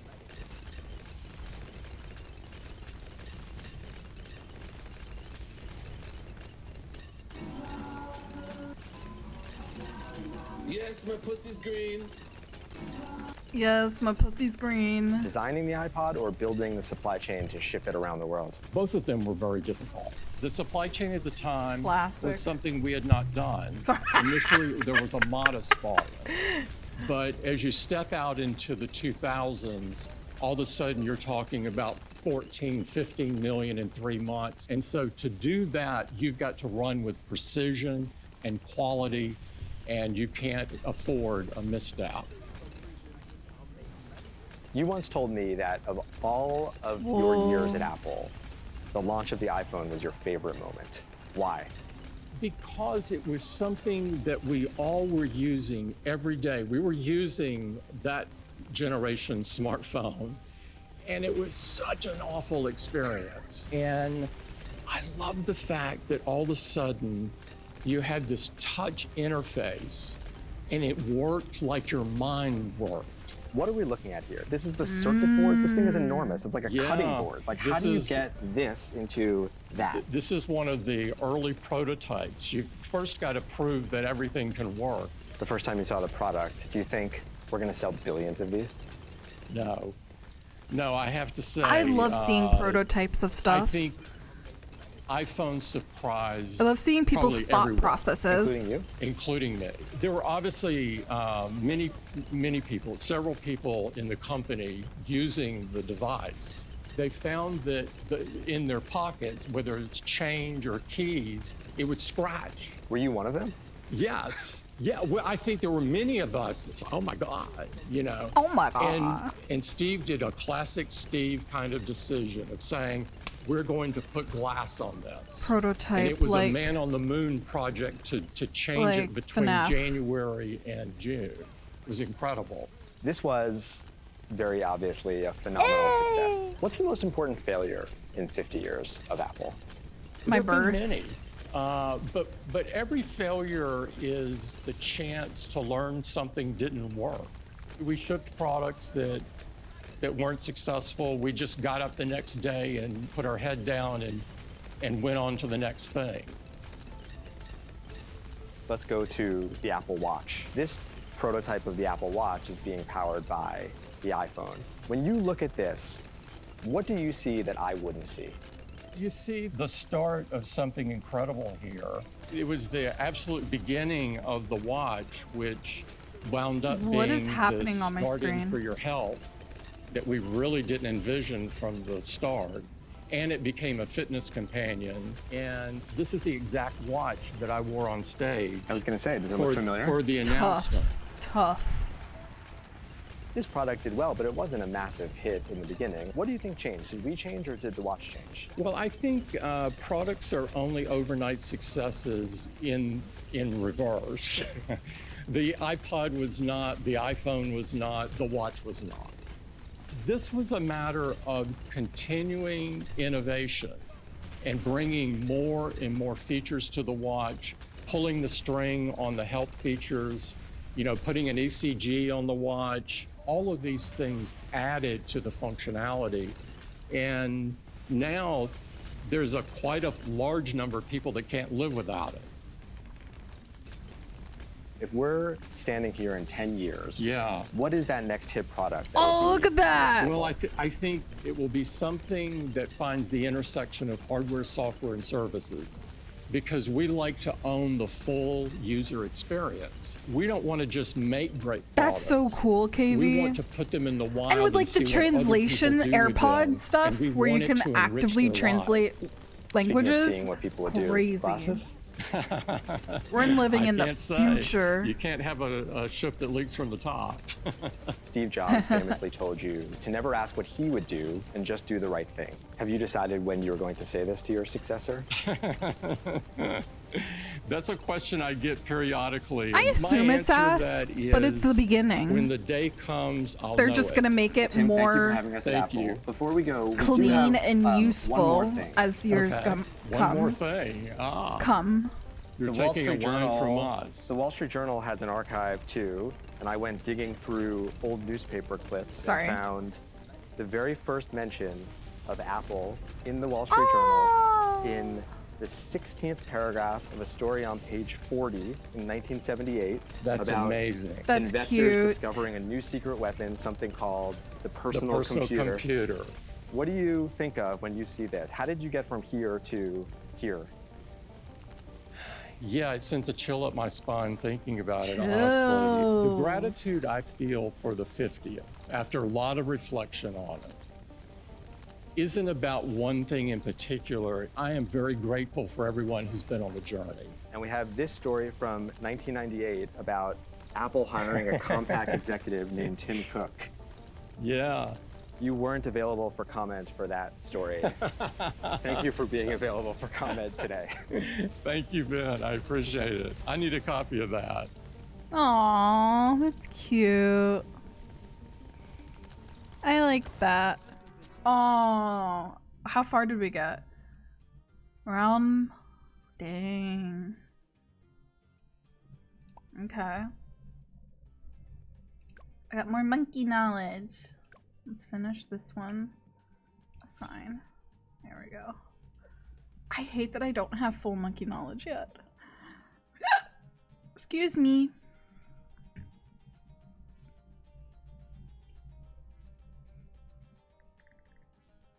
Let's remove that. And see what my friends are doing quickly. I was playing CS.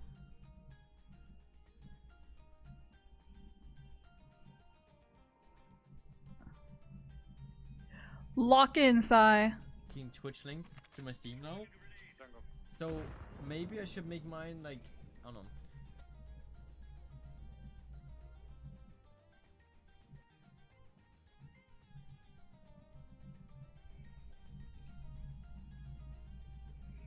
Yes, my pussy's green. Yes, my pussy's green. God, what a legend.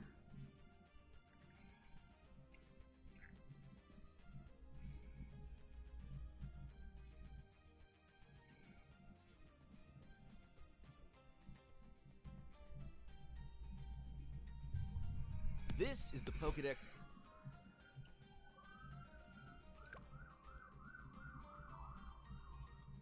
I got an iPhone. Hey Siri, call my girlfriend. And she's gonna say which one. He said, Siri, call my girlfriend. And he said, which one? No. Homie, really?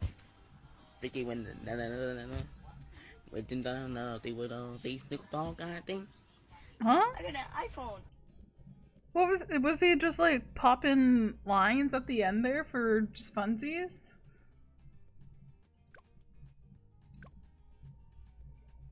Alternate balloon rounds or magic monkeys? Magic monkeys or alternate balloon round? Let's do alternate.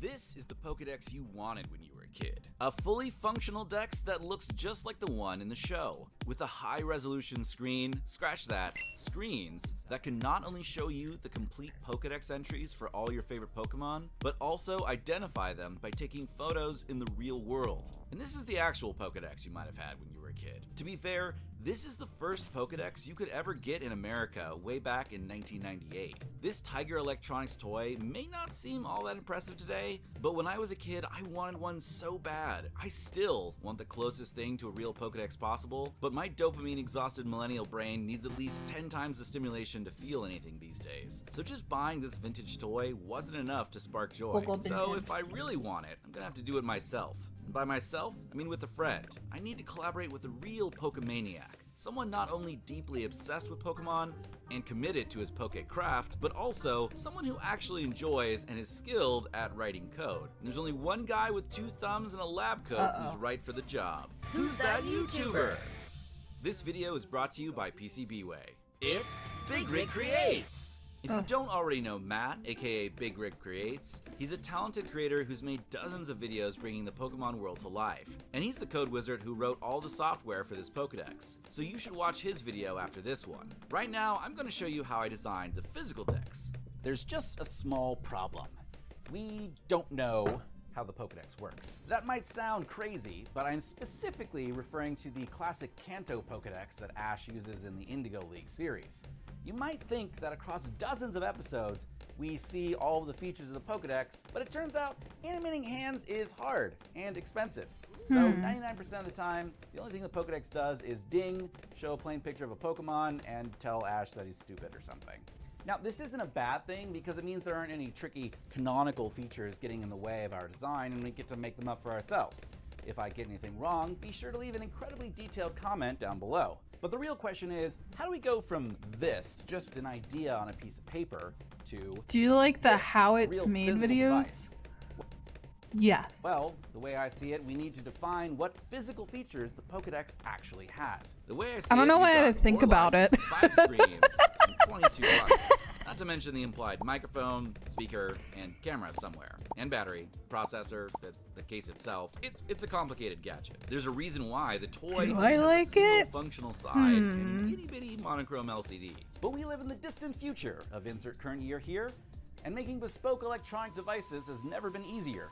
So let's talk about all the physical features of the Pokedex and how I brought them to life. The main screen is where all the action happens. We need it to not only display Pokemon and act as a viewfinder for the camera, but to be the primary user interface for the Pokedex. So I went ahead and chose this 2.8-inch LCD, which has a resolution of 640 by 480, aka VGA, which is that perfect 4:3 aspect ratio that all the kids crave these days. and I think that is fitting for a device that was designed in the 90s. Now, this is a DSi display, which means it's actually plugged in via a ribbon cable directly into a Raspberry Pi compute module that's tucked inside the Pi. Now, there's no clear answer as to what... Everyone uses Raspberry Pis, but I always heard Raspberry Pis aren't that great because, like, they're very limited. But I feel like everyone just uses them. This mysterious rounded rectangle below the main display is, but I have an obsession with small screens, so I made this a small screen too. In my DeX, it's actually a full-on ESP32 with an LCD that has a resolution of 320 by 172. Pop which it! I point out because I find it funny that this mini display dev board has more pixels and processing power than a Game Boy Advance. This little lad shows the current Wi-Fi connection, battery level, and game setting. What pops metal? Each game has its own I thought fire did. entries. You can swap between game versions to read your favorite entry. Now there's a few more would-be displays on the right side of the DeX, so I picked out some crispy white OLEDs. These have just enough pixels to showcase the text entries and type data of a Pokemon. If an entry is too long, you can flip between pages with the white buttons down below. Now next to Dexter's blue eye, the OG Pokedex also has 3 red, yellow, and green pips. I can't recall them ever actually lighting up, but these reminded me of regular 5mm LEDs, so that's what I used. To put them to use, we decided they would be a great battery level indicator. That was a pretty simple feature to figure out, but Dexter's eye is a bit bigger, so it needs a little more work. It's also just a blue LED inside, but to make it the exact shape, I've glued it into a clear 3D printed resin lens to diffuse it and match the model. And whenever Dexter speaks, the eye modulates based on the audio levels.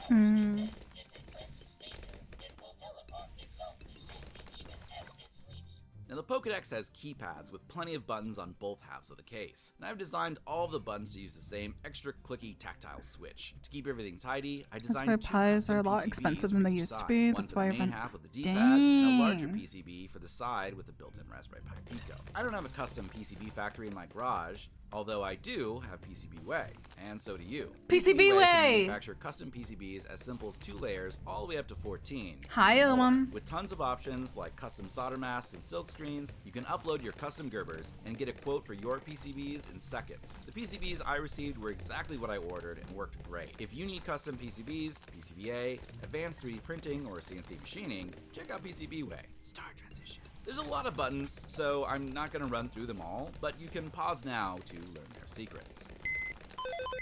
At the end of the day, the Pokedex is just another mobile computer. So we spec'd out a Raspberry Pi Compute Module 4 with Wi-Fi, 4 gigs of RAM, and 16 gigs of eMMC for storage. The Pi is connected to the main display and camera via a breakout board, but it can't control everything. Since the ESP32 power display is close to the buttons, they're all wired directly to that board. And the ESP32 just shares which button is pressed and passes it along to the Pi. But what about controlling the side case? In order to keep wiring as simple as possible, there's just 4 wires for power and data running from the main case to the side. There's a hole in the top left of the case that lines up with the hinge, and a small cutout in the upper right of the case for the wires to feed through.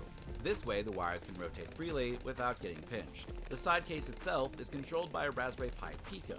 It can handle talking to all 3 displays while also reading all of the buttons.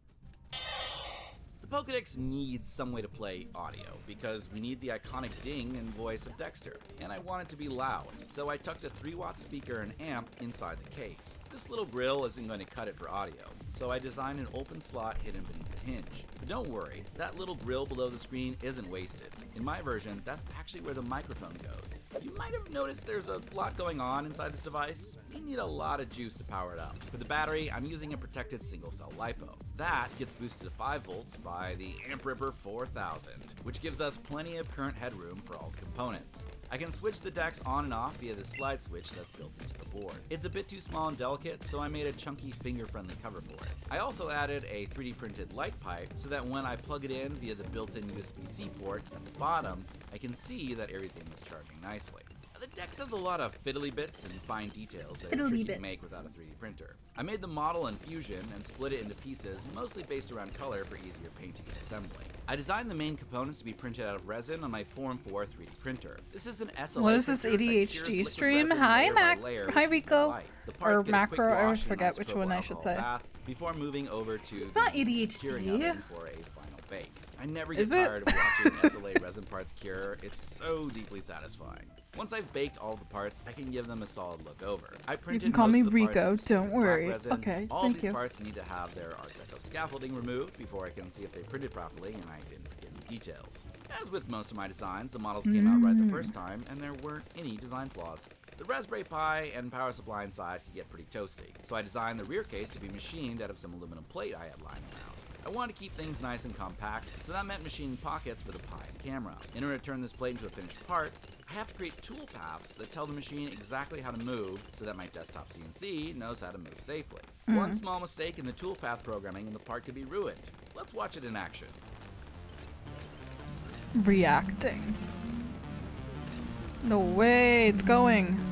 God, it's so dusty. Thankfully, Okay. I managed to only break one end mill while machining. It's not like I left a tiny carbide shard that I didn't notice, causing me to break an M2 tap in the exact same hole later on. That would be maddening. Actually, everything turned out all right in the end. I was able to save the part, and once I sanded it down and coated it with some spray paint, all my crimes were hidden, which I feel like is par for the course. Now with this part complete, there's only one thing left to do, and that's turn the Pokedex on.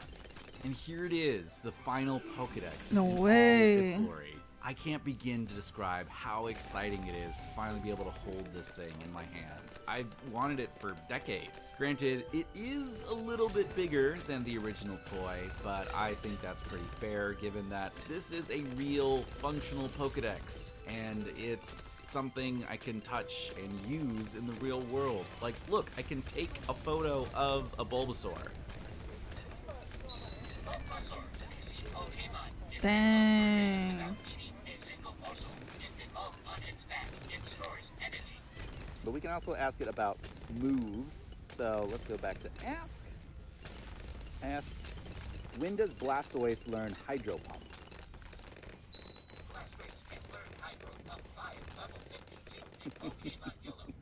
Whoa. It's perfect. Perfect. All right, so the Pokedex isn't actually perfect, but I think it's pretty good. Honestly, I can't get over how satisfying it is cute. to hold and interact with this thing. It is so much fun, and it really feels like my childhood come to life. And I hope it gave you that feeling too.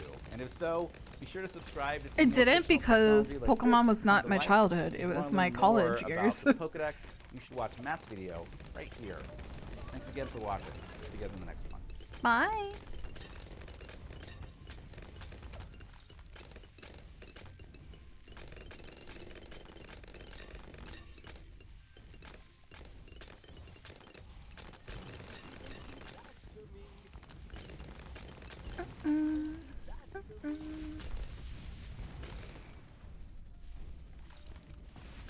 Do this.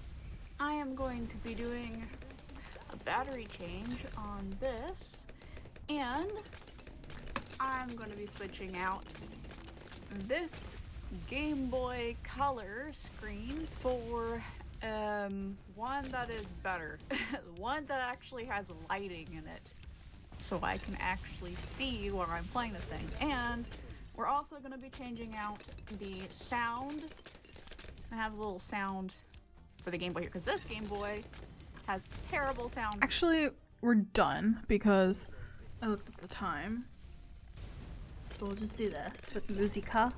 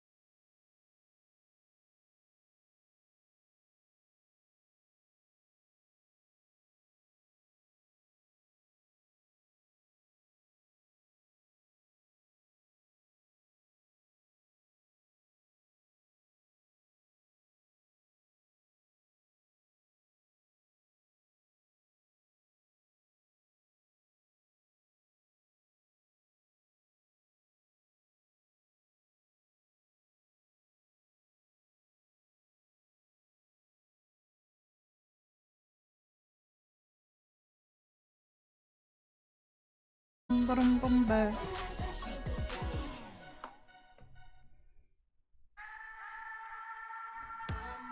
Be-dum bum bum be-dum bum bum bum be-dum bum bum be-dum bum.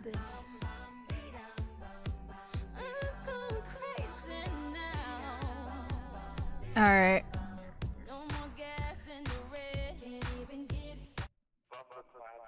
I'm sorry for the jam, but I gotta go and get ready for work, sadly. I know. Ugh. Shall we raid Sci-Fi R? Let's raid R20 cause I friend requested them and they I feel awkward.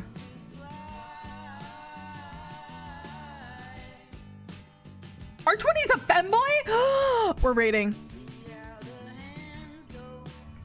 We are raiding.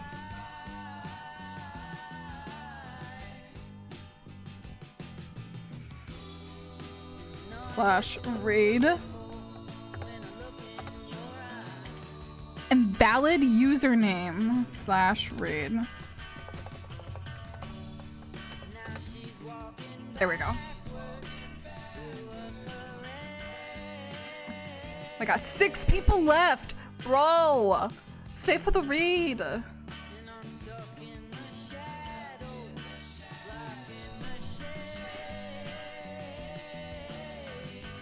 Have fun with R20. Also, why are they so quiet? Stay for raid, Maggie. Thanks for hanging out, everyone. It was really fun. I had a good time. I hope you guys did too. Happy! Bye, Emmett. Nice to see you. Good luck at work. Thank you. Good luck with your day or night, guys. Take care. Drink plenty of water. Eat well. Get some fresh air. Go get sunshine.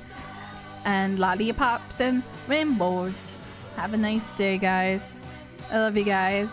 Bye!